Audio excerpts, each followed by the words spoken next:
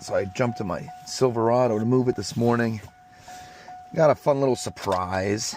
Let's see if it'll do it. There it is. There it is. Ah, big letdown. All right, well, let's diagnose it. All right. Got a little O-ring we can get in there. Okay. Now that the O-ring's in there, I could climb back up in here like a little spider monkey. And we can thread our pressure tester back into the fuel port. Come on. Come on. Boy, it's a lot easier using these glasses than trying to do something stupid with holding a cell phone and 4 other things all at the same time. Trying to do a real balancing act. Alright. Alright, that feels pretty good. That's pretty snug.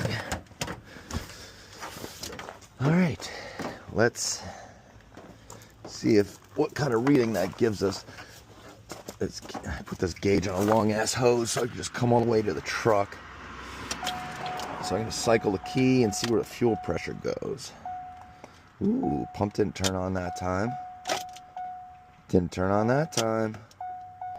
Key off, key out, in, and on. Nothing. And when I crank, so it's getting the pressure that it's supposed to have when it cranks. But when the key's on, it should be running, and it's not.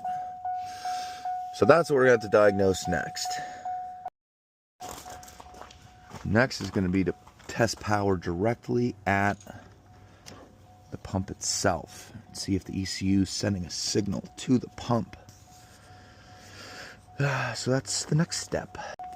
Alright, we got our meter, some long leads, and now the easiest part of this whole job, to access the fuel pump. Alright, I just put my probes just into the power and ground terminal of the fuel pump plug. There we go.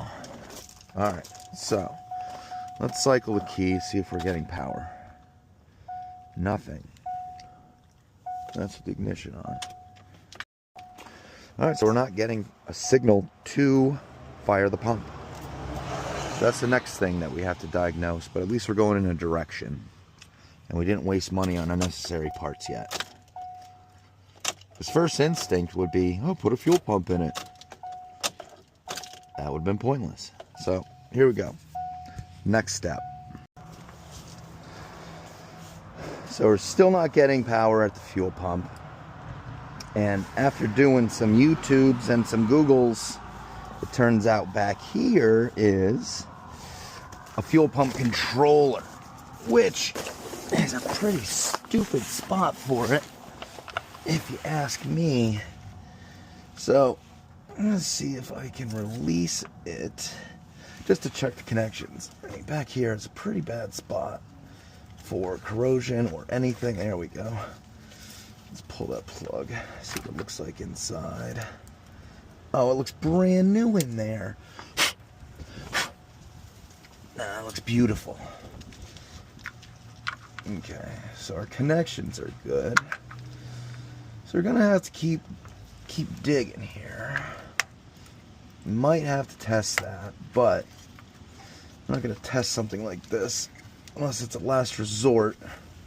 It's probably gonna be a pain in the balls. Okay. Alright. Next item on the chopping block is going to be checking our grounds. Alright, I think I found it.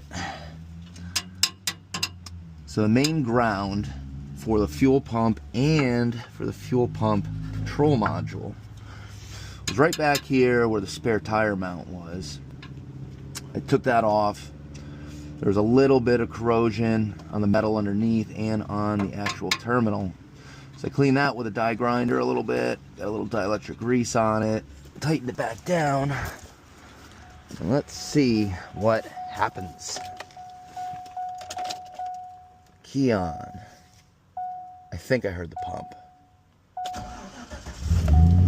Oh, baby. What a beautiful noise.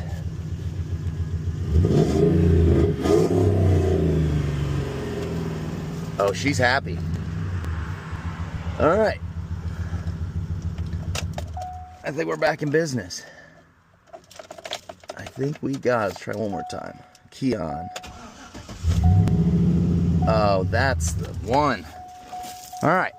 So, rarely is that the issue, but once in a while, it's as simple as cleaning a ground connection.